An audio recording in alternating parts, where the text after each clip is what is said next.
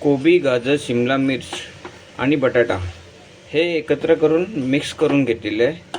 आपण कांदा आणि लसणाची जशी फोडणी देतो तशी फोडणी देऊन मग फ्राय फक्त करून घ्यायचे, फक्त फ्राय, जास्ती हे नाही शिजवायची नाही आहेत, फक्त फ्राय करून घ्यायचे। व्हेजिटेबल त्याचे रोल करून घ्यायचे फक्त आपल्याला।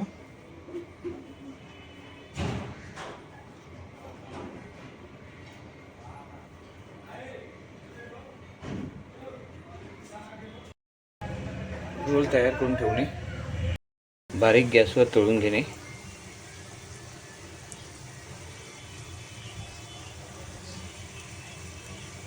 आपले रोल तयार झालेले आहेत, आता हे काढून घ्यायचे आहेत।